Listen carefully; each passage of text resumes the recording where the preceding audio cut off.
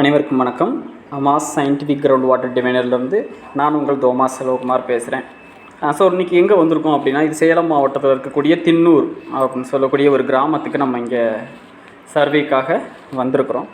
So இங்கே நம்ம பல இடங்களை நம்ம அந்த இடத்துல பார்த்துக்கிருக்கிறோம். ஸோ இந்த இடங்கள்ன்றது கடும் வறட்சி, மழையே இல்லாமல் கடுமையாக பாதிக்கப்பட்டிருக்கு இந்த இடம், தின்னூர் அப்படின்னு சொல்லக்கூடிய இந்த கிராமம். ஸோ இவங்கள்ட்ட இருக்கிறது மொத்தம் 8 ஏக்கர். ஸோ 8 ஏக்கர் லேண்டுக்கு நம்ம சர்வே எடுக்கிறதுக்காக வந்திருக்கிறோம். ஸோ வந்து பார்க்கும்போது தெரிஞ்சு ரொம்ப ஒரு வறட்சியான ஒரு இடமாக இருக்கிறதுன்றது பார்த்திங்கனாவே தெரியும். நம்ம சர்வே பண்ணக்கூடிய இடத்துக்குலேருந்து பேக் சைடில் பார்த்திங்கன்னா தெரியும், அந்த கல்லினுடைய தன்மையை பார்த்தாவே உங்களுக்கு தெரியும், பாறையினுடைய தன்மை, அந்த கரைகளில் அடுக்கி வச்சுருக்குறாங்க, ரொம்ப ஹார்டான ஒரு ராக்கு. ஸோ ரொம்ப வறட்சியால் பாதிக்கப்பட்டிருக்கு. ஸோ இங்கே தான் நம்ம சர்வே எடுத்துக்கிருக்கோம். ஸோ எங்களுடைய நோக்கம், நம்ம போன இடங்களில் ஜெயிக்கணும் அப்படின்ற ஒரே நோக்கத்தில் இங்கே நம்ம பாயிண்ட்டுக்கு எந்த இடம் பெஸ்ட் இடமா இருக்குன்னு ஆய்வு பணிகளை பார்த்துக்கிருக்கோம். ஸோ நாங்கள் ஒரு பாயிண்ட்டுக்கு வந்து லோக்கலில் 5 ரூபாயும் வெளியில் வந்து 7 ரூபாயும் 7,000 வாங்கியிருக்கோம். ஸோ வாங்குகிறோம் அப்படின்னா பணத்துக்காக நாங்கள் வந்து உடனே போனோன்னே ஒரு பாயிண்ட்டை வச்சுட்டு வரதில்லை. ஸோ அங்கே முழுமையாக லேண்டை ஃபுல்லாக பார்த்து அதில் அவங்களுக்கு எந்த பாயிண்ட் நல்லாயிருக்கும், எது கொடுத்தா அவங்களுக்கு வெயில் காலத்துலேயும் ஒரு நல்ல ஒரு நீரோட்டங்கள் அவங்களால எடுக்க முடியும் அப்படின்றதான் எங்களுடைய நோக்கம்.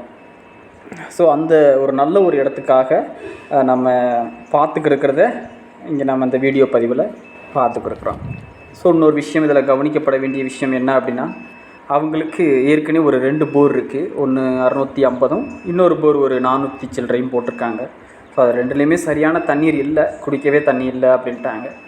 அது மட்டும் இல்லாமல் 40 அடி ஆழ கேணி ஒன்று இருக்குது. ஸோ அந்த கேணியும் ரொம்ப வற்றி ட்ரை ஆயிடுச்சுன்ட்டாங்க.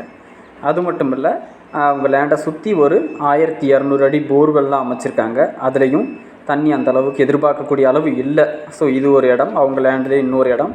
ஸோ அந்த இடத்துலையும் பார்த்துக்கிருக்கோம். ஸோ நீரோட்டங்கள் ஒவ்வொரு இடத்தா நம்ம பார்த்துக்கிட்டு வரோம், எது ஒரு சிறந்த இடமா இருக்கும் அப்படின்ட்டு. ஸோ அந்த தோட்டத்துக்காரங்களும் ரொம்பவே ஒரு ஆர்வத்தோட எந்த பாயிண்ட் நமக்கு கொடுப்பாங்க, ஸோ எது நல்லா இருக்குன்னு தெரியலையே அப்படின்ற ஒரு குழப்பத்தில் அவங்களும் ஒரு ஆர்வத்தோடு அவங்களும் எங்களோட சேர்ந்து வெயிலில் நாங்கள் நிழலில் நிற்க சொன்னோம். ஆனால் அவங்க அதை பொருட்படுத்தாமல் அவங்களும் எங்களோட சேர்ந்து அந்த வெயிலில் நின்றுக்கிருக்காங்க. ஸோ அப்படி ஆய்வு பணிகளை பார்த்துக்கிருக்கோம். முடிவாக வந்து ஒரு தோட்டத்தில் இருக்கக்கூடிய ஒரு முனியப்பன் கோவில் இது. ஸோ அந்த கோயில்கிட்ட வந்திருக்கோம் சர்வே பணிக்காக.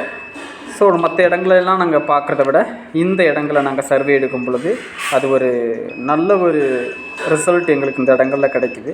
ஸோ இந்த இடங்களில் மறுபடியும் நாங்கள் ஒரு 3 டைம் மறுபடியும் நாங்கள் சர்வே ரிப்போர்ட்டை மறுபடியும் நாங்கள் எடுத்து பார்க்குறோம். ஸோ எது நல்லா இருக்கும் அப்படின்ட்டு மறுபடியும் பார்க்குறோம். ஸோ இதுதான் எங்களுக்கு அமையுது.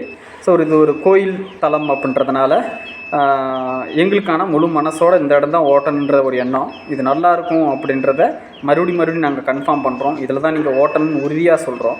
ஸோ கோயில் தலம்ன்றதுனால அவங்களும் பெரியவங்கள்ட்ட கேட்டு அதிலே போட்டுடலாம் அப்படின்ட்டு ஒரு முடிவுக்கு வர்றாங்க. ஸோ இந்த பாயிண்டில் தான் நாங்கள் பாயிண்ட் வச்சுட்டு அடிஷ்னலாக இன்னொரு பாயிண்ட்டும் கொடுக்குறோம். இருந்தாலும் நீங்கள் இதில் தான் நீங்கள் பாயிண்ட் ஓட்டணும்னு சொல்லி இந்த பாயிண்ட்டை நாங்கள் குறிப்பாக நாங்கள் இந்த இடத்துல குறிச்சிட்டு வந்திருக்கோம். ஸோ அந்த பாயிண்டில் இன்றைக்கி போர்வெல் ஓட்டுறாங்க. ஸோ எப்படி தண்ணி வருதுன்னு பார்ப்போம். தேங்க்யூ.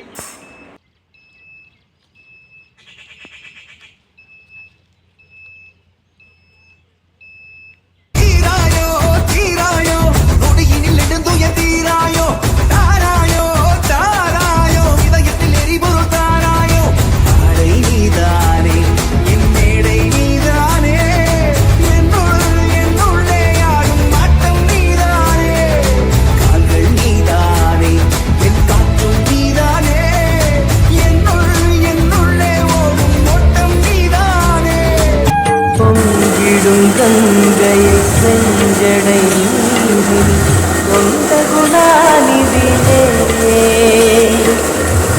திருவாசலில் 1000 கங்கை, திருவாசலில் 1000 கங்கை கண்களில் ஊரிடும்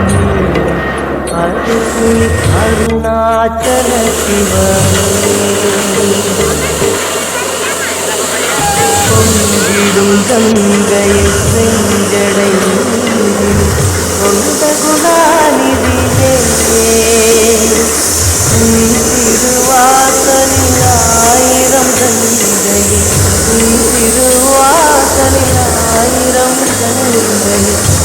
கண்களில் ஊறிடும் அருணாச்சல